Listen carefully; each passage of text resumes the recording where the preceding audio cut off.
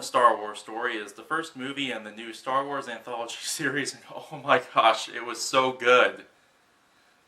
I was lucky enough to see it on Thursday night, but didn't really have time to film a review until now, which I actually think works for the best because I was able to kind of let the hype die down and just kind of focus on how I actually felt about the movie, and I really liked it. There were a lot of things that worked, a few things that didn't work quite as well, but the good definitely outweighed the bad. I would really want to see it again. I would like to say right off the bat that this is going to be a spoiler-free review. I am going to do another video with spoilers, but I'm just going to keep it as spoiler-free as I can here. So this video is probably going to be a little shorter than the spoiler one because there's just so much to talk about with this movie. I kind of don't know how much to say without saying too much.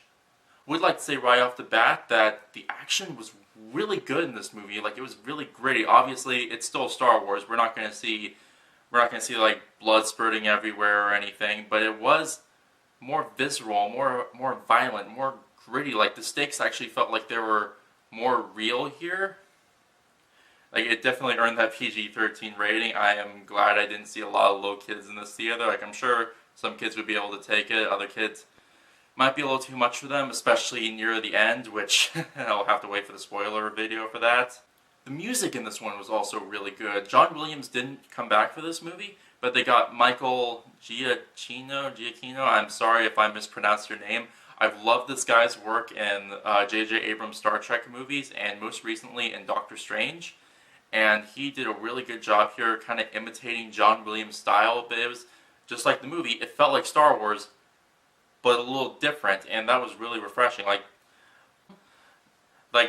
For instance, when we would see new planets, they would actually say what the name of the planet was on the bottom screen, so we wouldn't have a lot of exposition of people saying, "Oh, we're going here now," or "Here, we're here," like the movie just tells you, and it worked okay. As I'm sure we've all known, because especially since they've shown it in the trailer, Darth Vader returns in this movie, voiced by James Earl Jones, and it is just so cool. He doesn't have a really big part, but he leaves such a presence in this movie. Just seeing that image again and that deep voice coming from him, this guy means business, and we see him do things in this movie that, again, no spoilers, but it's stuff we've wanted to see. That spoiler video is going to be so good because there's so much stuff I want to talk about here. But as gritty and intense as the movie was, it was surprisingly funny. There especially come from my favorite character from this movie, the droid K2SO, who's actually played by the same guy who played Sonny in iRobot. That this guy, he kind of felt like C-3PO and R2-D2 combined, kind of, because he's a repurposed Imperial droid, but since they've changed him, he has no filter to what he says, so he will say things like, "Oh, the chances of survival are low," but then he'll say something really kind of sarcastic and snarky. So I really like that. He's definitely my favorite character in this movie. Another thing that was really a fun addition were callbacks to other movies. Again, I don't want to say too much spoiling, but this doesn't have anything to do with the plot. You remember that guy from the very first movie, A New Hope, who's "He doesn't like you. I've got the death sentence on 12 systems." Yeah, him and his friend come back in this movie, and it's just a really short part, but they're there, and it's funny. But with all that said, and how much I really did enjoy it, there were a couple cons to it. A couple things didn't really work out that well. For one thing, with the exception of a few characters, I didn't really know enough about this team. For instance, one of the characters is an Imperial pilot who defected, and that's interesting. There's so much you could go with there, but they don't really talk about it enough, and you don't know why he defected. Obviously, it's the Empire. Everyone hates them. Of course, who wants to be with them? But I wanted to know this guy's story, and they don't tell you. Now, it's not against the actors. All the actors did a good job, but I just wanted to know more, and I felt like we weren't given. I'm sure there's going to be an encyclopedia or a book added on that explains more things, but I sound like such an American saying this, but I don't want to have to read it. I want the movie to give me all of it. Which leads me into another thing, another problem I had with this movie, is that the beginning part is a little cluttered. Like, once the movie starts and it has to introduce these characters, like I said, that will tell you the names of the planets. It'll be like, boom, we're here. We see this character for a few minutes, then boom, we're here, and we see this character. And it's like, once it gets going and everyone teams up, it's really good. And it really works well. Just,